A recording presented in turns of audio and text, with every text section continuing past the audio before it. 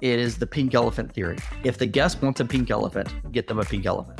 If you can't find a pink elephant, get a horse, paint it pink, convince the guest it's an elephant.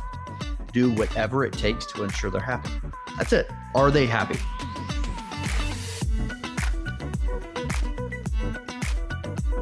Chris Adams here. We are back with the Pink Elephant Podcast. Today we have Sam Bracamontes with us. Sam, we were just talking. We kind of, I think, crossed paths in our overlapped at some point in time in our journeys. But man, thanks so much for joining us today here on the Pink Elephant.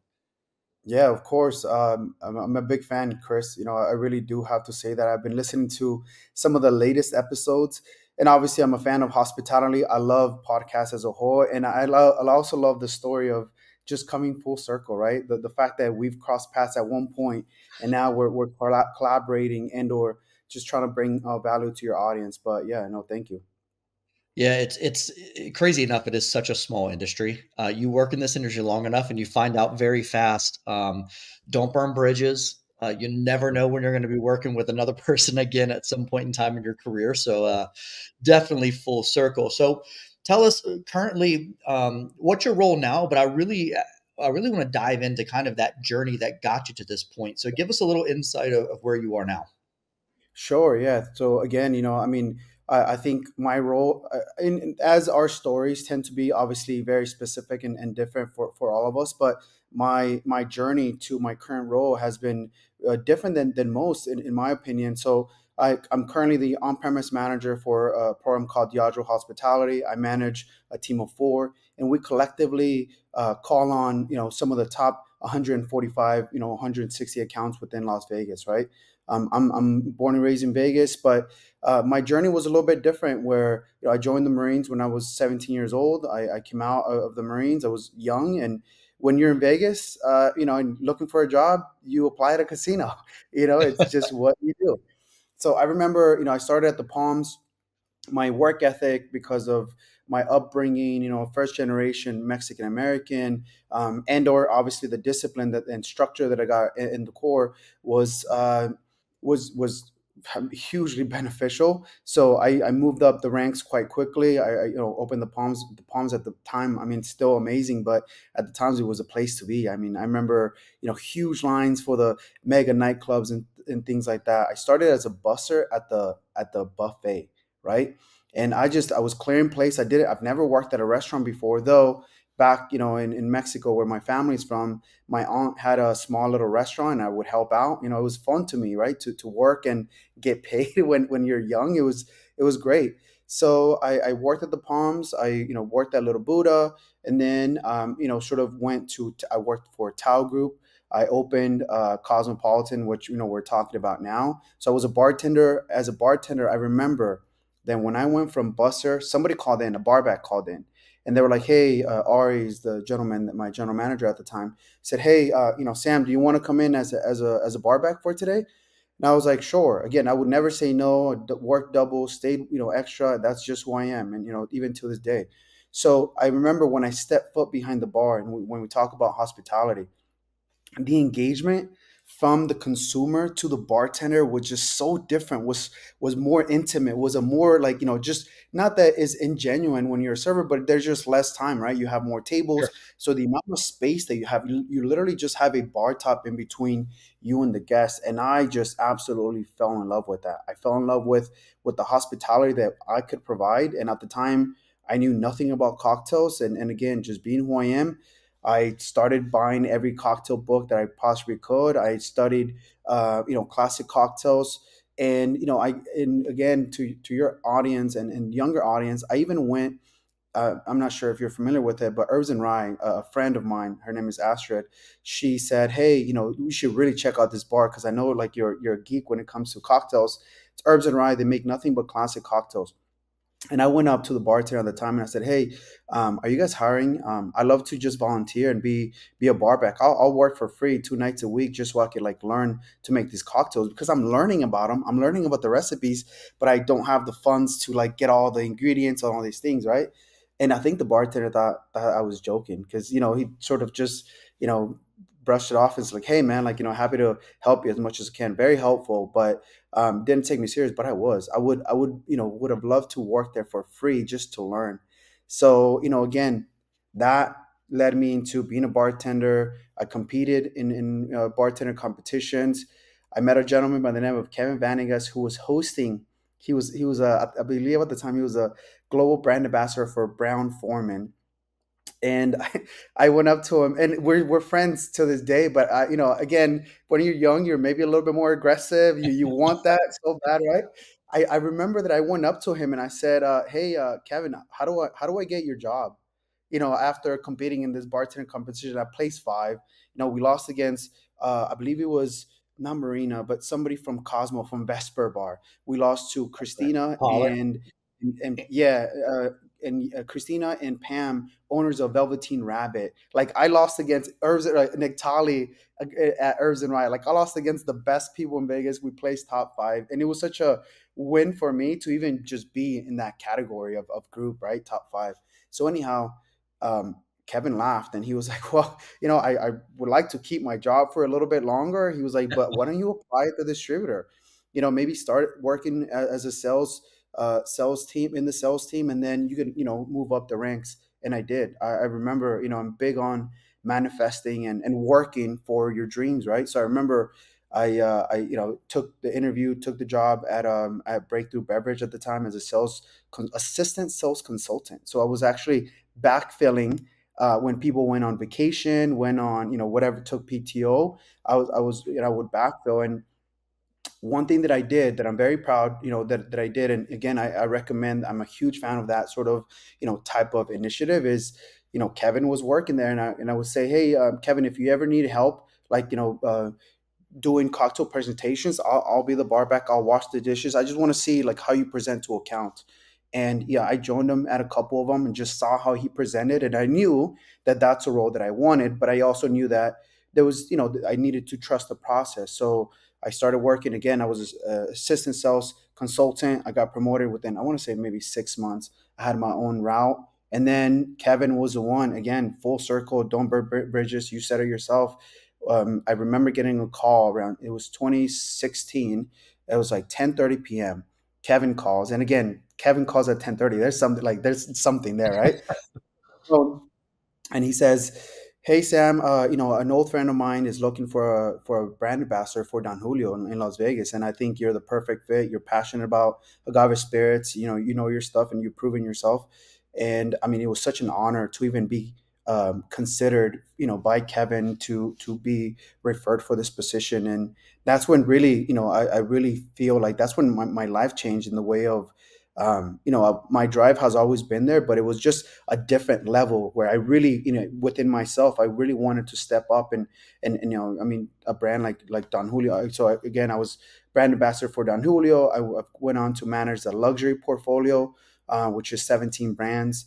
I've left the company for a little bit and managed a company by the name of Whistle Pig. So I was a regional sales manager for Nevada, Arizona, and New Mexico, which was huge, and the learning process. And again, now as an on-premise manager, the role and the journey still continues, but it's been amazing. And I'm not. I feel like I'm never the most knowledgeable or educated person in the room, but one thing that just drives me is that consistency. Hospitality is huge, and just I will outwork or believe that I will outwork anyone because I know I've done it before. But yeah, that's been my journey. So I've made some notes here on as you were talking, and a couple of things I want to touch on because I think really good points you brought up. And the first thing that stands out across the board is work ethic and the fact that you just knew that it wasn't really about you knowing the information, right? You were like, I need to figure it out. I'm willing to work for free. You just knew that the one thing that you had to offer that other people potentially weren't was you were willing to outwork them. And I think there's Correct. so much to be said for that, man. And I'm curious, do you see a difference now? And this question gets asked a lot, but do you see a difference now of, you know, individuals that are maybe not as willing to put in the time to say, you know what, I'm willing to work for free to Mhm. get where ultimately I want to be. Do you see a difference now versus maybe 5, 10 years ago from a work ethic standpoint? Yeah, and I think that is a common question, and I do feel like, when you zoom out, right? Because these instances, I think that there is a difference, right? Slight difference, and in the macro, you can kind of tell that it's shifting a little bit.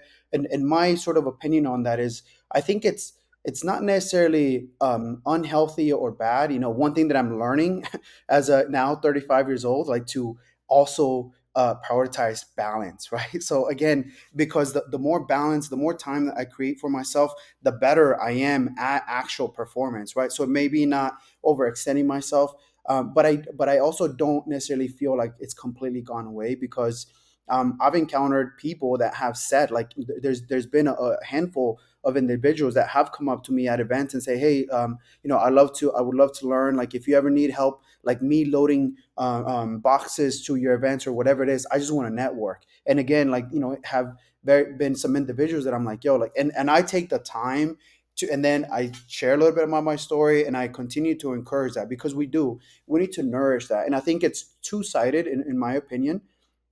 Obviously, you can only work with the qualities that the individual provides, but now as we're growing as individuals in our career path, it's time to, I want to be the Kevin for somebody, right? I want to identify someone that has the right qualities, that has a potential, that is willing to put in the work, and I also want to put in the work to nourish them. And it's, doing podcasts, or when I had mine, like, it's my way of sort of, I am so grateful for my journey, that I also acknowledge the fact that it's time to give back, right? But I do see it, again, in the macro. I feel like, I don't necessarily see as much drive in general, and but again, I think there's segments where, sometimes you do encounter it, and that's really what I focus on. I don't necessarily focus on, like, a society as a whole. That, I mean, Yeah. we know we were backfilling roles after COVID. I mean, it was very, very difficult to even just get, our partners, our restaurants. I mean, everybody was short staffed, and honestly, sometimes it still is, right? Like, the turnover is insane. So I definitely do feel that way, but it's not completely gone. Yeah. And I think too is because I get asked that same question a million times, right? And I think the easy answer is to quickly say, oh, yeah, the next generation Hmm. doesn't want to work. But I think the reality is, if you really think about it the way that you were just talking about and break it down, you have so much access to information now that I didn't have 20 years ago, right? 25 years ago, when I was, at the early stages of my career, which meant that I probably had to put in a lot more work of the physical side to get access to things, to where now you get access to a lot more, a lot easier, which means that it doesn't mean the job's easier. It means you can be more efficient. It means that you Correct. can get probably a lot more done in a shorter amount of time. And I think that's where you would probably need to look at it a little bit differently. So instead of looking at it as, oh, this is a bad thing and people don't want to work, how do we adjust the way that we work to be more efficient and take advantage of the technology and the opportunities that we now have that we didn't have years ago. So the second thing I want to touch on is the fact that you leveraged opportunities, but you leveraged opportunities for what you knew was going to come down the road, not what was there in the moment. And I Correct. think, Yes. man, if for whoever is potentially listening or watching right now that's trying to figure out their path, I think the way that you talked about, you were putting in the work, and you used the word manifesting. You were manifesting something that was going to come down the line. You didn't know when it was going to happen, but you knew that you were going to make choices today, essentially thinking about what was to come. And Hmm. man, that is such a great way to live life. And you've obviously reaped the benefits of that. Can you speak to that just a little bit more about really putting in the work now of what's hopefully going to come down the road, and really manifesting that for yourself? Yeah, no, I think when I really sort of dive into it, I really think I really have this, and I got to thank my mom, because I remember, as a kid, like, she would believe, I've always been a dreamer, and then also, even, when I was a young kid, and I used to tell her all my ideas, and all, like, I used to write things down. Like, I remember at one point I had, like, tape. that I would put on my drawers, and then I would write like what's going to happen, positive quotes, just again like manifesting. It's I've always been this way, but what she the empowerment that she gave me was that she always believed in me, right? So I think when you believe in yourself, and you know that again, all these things happen. When all these things happen, all you got to do is put in the work one time, see it pay off, and then that if you continue to put in the work, and really, I always say that I'm a marathon thinker, right? Like the actions that I take are not for today, they're not for tomorrow.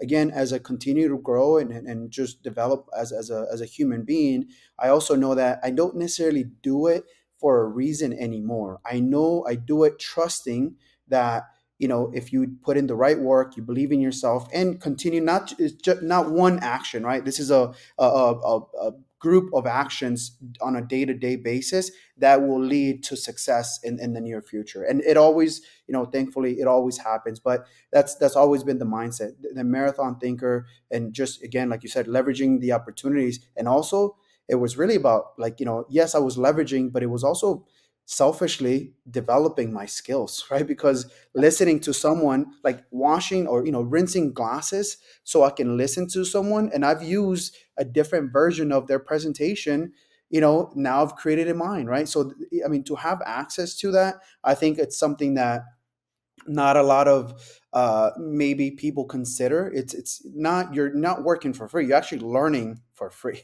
right? So it's that sort of mindset that I have.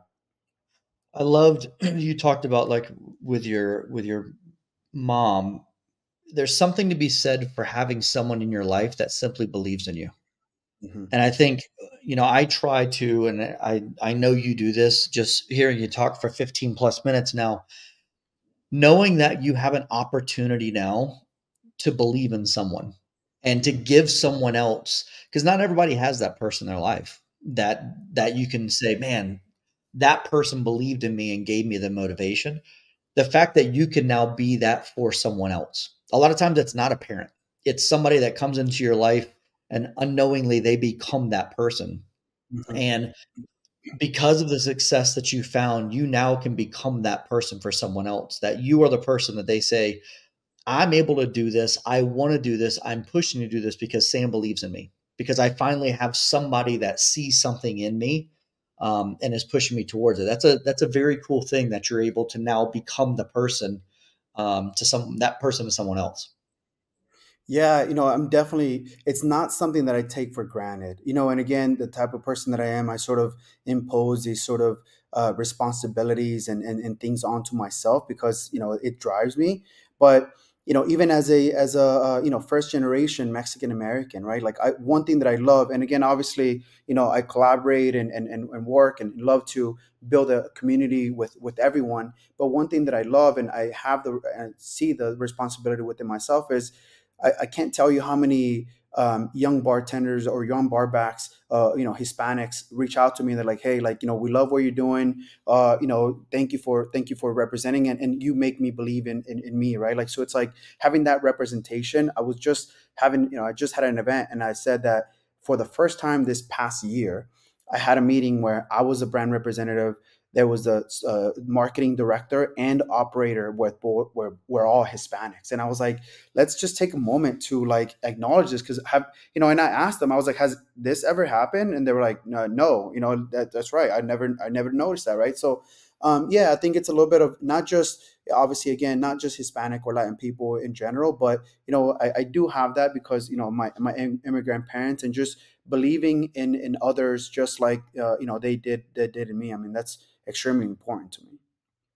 I love, love, love, love hearing that. And you talked about, I call it delayed gratification, Hmm. of realizing that sometimes you got to put in the work and it doesn't happen instantly, but you're doing it for the greater good down the road. And I think that shows so much maturity, in individuals, the ability to see beyond the moment and saying, sometimes I'm doing something, I'm putting in work, I'm um, a part of something that might not, people like, dude, what are you doing? You're not, like, they're not paying you appropriately for this. but you see the bigger picture of what you're trying to do.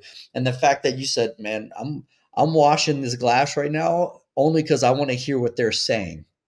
And Right. man, there's so much to be said for that, of being able to open up and listen and learn and gain knowledge. And the fact that now you said, I've reused that presentation and created my own from it because you had the ability to sit back and listen. I mean, that's genius. And it's something that I don't think people take advantage of today. It's such an easy thing to do, and you took full advantage of it. Yeah, yeah, and it's again, I think attaching yourself, and it's that mentality of delayed gratification and or that marathon sort of thinker of also Yeah. attaching yourself to people that you respect that you could learn from. But in order to do so, and again, you have to level up, right? If you want your network and or the individuals that you're learning from to be honorable and or well educated or whatever it is, like your level needs to be elevated, or you need to be elevated, because again, at the time, the one thing that I could provide was work ethic. And even though I ran a sales route from 6 in the morning to about 4 p.m., the cocktail presentations were at night, and I didn't I didn't care. I was like, yo, I will be there, and will happily rinse that glass just so I can learn from you. But yeah, I love that. and it's Love interesting. everything about it, Um, man. interesting. Sorry to interrupt, but it's interesting. As a parent now, when you think about some of these actions, I didn't even realize to be honest, what exactly I was doing. And now, when you sort of when I have these conversations, I dissect it. I'm like, that's crazy to me that I was that I was doing that. But again, I'm very very grateful for it at the same time. That's great. So, what do you see? You're from Las Vegas. You're obviously deeply entrenched into the hospitality, food, and beverage scene here in the city. What do you see the transition that's happening or has happened in Las Vegas to where it is? I mean, it is the epicenter of food and beverage, right? To where before it was casino, casino, casino shows. Now, if you want to go to one of the best restaurants in the world, go to Vegas, right? How have you seen that transition take place? Over the past decade plus, and then where do you see it going? What's next? Yeah, I mean, I think that's a great question, especially as the city continues to grow into a community, right? And yeah, I mean, I remember, as a kid, we went to buffets whenever there was some sort of special or sale or whatever it is. Like it was a place to be. So yeah, the level of restaurants has definitely changed. And I think one thing that I mentioned to friends that visit is notice the amount of gambling machines today versus 10 years ago. Again, these casinos are focused a little bit more around restaurants, and again, obviously gambling will still be there, but like you said, the focus has shifted. We have properties, obviously, some that we've worked that have the best food and beverage concepts, right? Like the fact that you have 17 amazing outlets within one property that you could pick from, choose from. I mean, there's James Beard Award restaurants here. I love that, to be honest, and I feel like obviously very sort of biased, but I think hospitality has really been at the epicenter of that, in the sense of we can serve quality food all day, right? But it's people like Jose Andres, people like all these amazing chefs that have really put out a hospitality school, so the level of service matches the food that we're serving. I love seeing it. I do feel like as of lately is a little bit also more presentation and or as we feed our phones, right? Like which elevates their food as well. And I feel like when we think about where I see it going, one thing that I'm a huge fan of is smaller experiential either restaurants or lounges, right? Like we saw the Oh, mega yeah, something clubs. that's a little bit more intimate. Everything Yeah. in Vegas is so, monster. Having Huge. those small, intimate Yeah. venues, yeah. And I think those are probably the most successful currently. Again, nightclubs are still always going to be a thing. Nightlife will never go away, but I do feel like these smaller, high energy lounges are the ones that you can have a quality conversation. You can. There's a small dance floor if you want to dance as well. But I think that's the biggest difference. There's more small pockets, and honestly, Vegas specifically, the downtown area. I mean, that is where most locals are actually going. And again, as Yeah. a uh, native, I remember vividly that we used to love going to All Cortez and going down there, or just downtown Fremont as a whole. And I remember friends would say, "Hey, what are you guys doing this weekend?" We're like 22, 21 years old. We're like, "Oh, we're gonna go downtown," and people would be like, "Why?" Right? Like, why are you guys going down there? Like, nobody wanted to, or people, locals, stayed away from downtown. But nowadays, I mean, again, there's so many amazing concepts, lounges, like that area. There's so much culture there. So I think as a city, if I were to resume, the sort of growth, there's really pockets of communities everywhere, not only in the food and beverage culture, but in the city, obviously Golden Knights, Raiders. Now we have a team to sort of attach ourselves. And I think that the Vegas Golden Knights were the ones that obviously started that. We now have a team, something to be proud of. So, whether it's downtown Summerlin, downtown, or the Strip, some of these concepts that we're all sort of elevating ourselves. And again, there's so much competition. When I look at cities like New York, or Mexico City, I think about the reason why they're so good is because if you're not, you don't make it, because there's plenty of amazing restaurants to go to, right? Yeah, there's so many options, and I think being in Vegas as well. I look at the city, and it's expanded out from the Strip, right? So if you live here, there's so many pockets off the Strip that Mhm. that's where you spend your time. And then I look at sports that's happening here, which Right. sports drives community in a big way. And now you've got the Knights, you have the WNBA team, we have the Raiders now. There's talks of NBA coming. Obviously, the A's looking to come here as well with the new stadium being built. And then you have F1 coming up around the corner, which is Yeah. massive. I mean, Las Vegas is becoming it's not just a destination for those wanting to come in and gamble and have a fun, crazy weekend in Vegas. It's such an amazing place to live and build community around, and it's very cool to see it continue to explode in that way. I was Yes. just at the Raiders game this past week, and man, the energy, it's so much fun and there's so much going on and it's packed, and it's cool to see the city continue to grow. And I'm sure for somebody like yourself that's, born and raised here, it's got to be exciting to see it continue to just blow up the way it is. Yeah, I mean, I got to tell you that I grew up, my dad was a general contractor, and I grew up learning how to drive on Ford Apache, right? And I remember then, it was this big white, construction truck. He would basically pull over to the side of the road, be like, "All right, just go ahead and drive, like, I'll be with you." And it was dirt road on Ford Apache. Now there's a city above where I learned to drive, right? So it's insane to really think about. But I agree. I think, again, very biased, but I feel that anything Vegas does, it just does it bigger and better. From the intermission, I mean, we have the Blooming Group for intermission at the Golden Knights game, right? Like, we have Diplo at Winfield Club. I mean, the stuff that we do, and halftime performances and such, it's insane.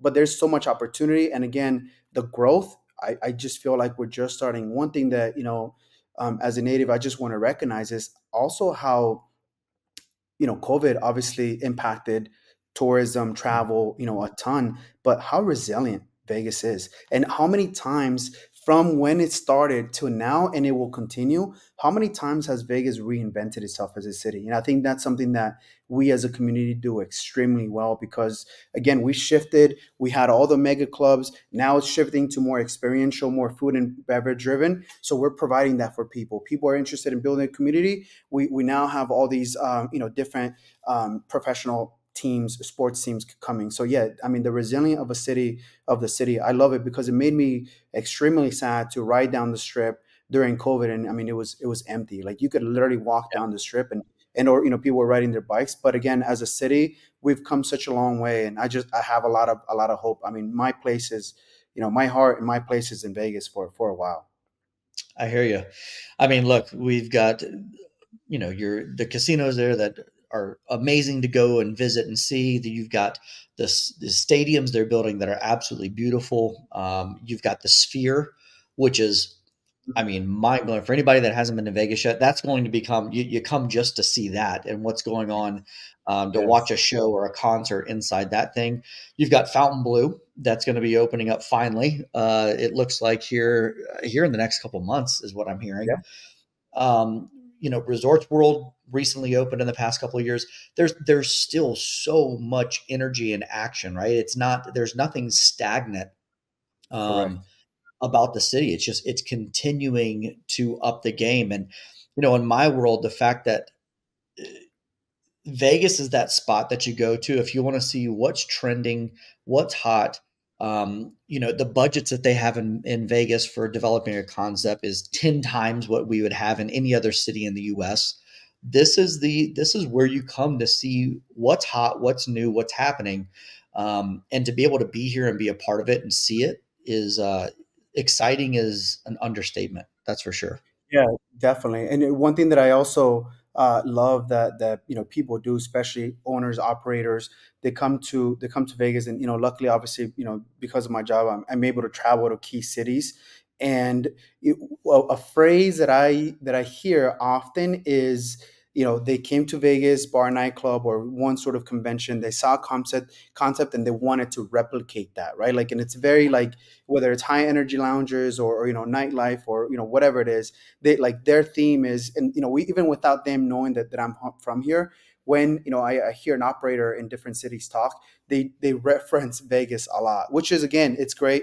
I think you're able to a certain extent, but again, it's just not one thing that Vegas offers. It's just a plethora that make Vegas what it is. But yeah, it's been amazing to witness it grow. Yeah, and you're correct. Or you were talking earlier, and I just had this conversation with someone talking about Los Angeles. There's really only two cities in the U.S. I'm going to say specifically. There's really two cities that I think still can get away with the big monster nightclub, and that's Miami and Vegas, Yeah, right? Everywhere I else agree. is kind of transitioned away from the big nightclub, and they're doing these experiential. It's a restaurant that transitions to a club later in the night. It's almost bringing back from 15 years ago, the ultra lounge, those types of things. And so it's very cool to see Vegas walk the line between giving you the best of both worlds. You have the monster nightclubs that are the best on the planet, and then you can walk out and go essentially 50 feet away and go into the most killer restaurant that transitioned to this late night lounge intimate spot. So once again, Vegas is really leading the way on what the rest of the country is doing. Yeah, and one thing I just want to make sure to sort of name this, because when I think about people that make the industry, the experience, obviously, again, operators, food and beverage, servers, bartenders, right? Like, one thing that I see with music, and obviously music is such a big part of the experience. One thing that I see that we're also creating and or a part of is the DJ culture, right? When you think about the shift Yeah. from mega nightclubs, these smaller, a more intimate experience, like these guys, again, I'm a huge fan of their craft, because I learned that if the DJ is right, my products sell, right? Like, there's this thing that I knew, somebody taught me, where the DJ opens, and there's obviously like flows of music, but when the music, they strategically slowed the music down at one point in order for the guests to then not want to dance and go to the bar and buy some drinks. So the good ones do that, but I think what they're curating now is, again, smaller, very sort of intricate experiences within the music culture that they're going to have to, because again, you don't have these like huge sounds, huge speakers with all these mega nightclub sort of activations with the fireworks and all these things. They really have to curate that experience in a much smaller venue. And again, I think that's something that we're also leading. And I know, like you mentioned, like there's parties in, I believe, LA, Miami for sure, but I think Vegas is a part of it. And when I mentioned downtown, there's some guys that are just, I like to just go and not only to have fun, but also just see what, like, the new generation of drinkers, to not call them kids, because they're not kids, they're young generation of drinkers, but they are kids, compared to us, right? So what they're doing, what they're listening to, what are they ordering when they're listening to whatever R&B versus hip hop or reggaeton or whatever it is. But yeah, you got to give respect to the DJs, because these guys are also shifting the culture in Vegas, and they're doing it in a way that the customer doesn't suffer from not being in a big massive nightclub. Yeah. Yeah. And I think, I mean, you look at Vegas again, talking about you're talking about the DJ culture and what it's doing. Yet on the flip side, you've got some of the biggest residencies of artists that are Yeah. performing almost every single night. On, I mean, it's amazing when you really, if we, as we talk through this, and I start really thinking about everything that this city has to offer. Mhm. I don't know that there's another city in the U.S. specifically that can say that. I mean, it's kind of crazy everything that you have access to at your fingertips when being here, which is makes it nice for us that are here.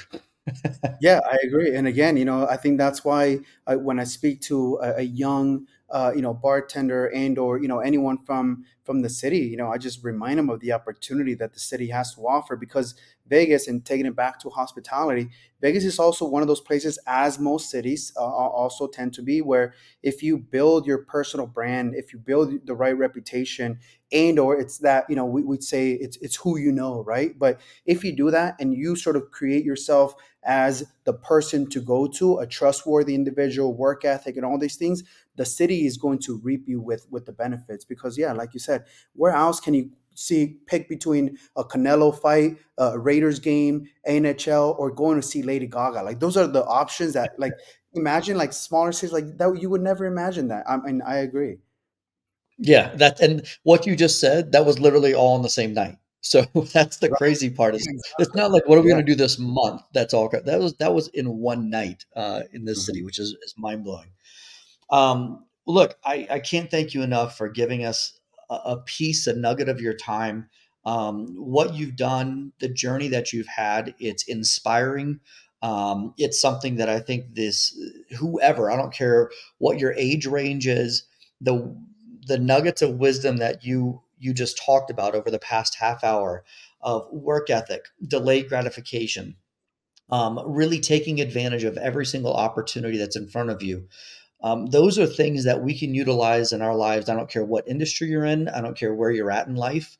Those are staples that we should be applying to our lives. So I can't thank you enough for your story and your journey and sharing that with us, man. Yeah, of course. It was a pleasure to be here again. Like I said, I used to have a podcast.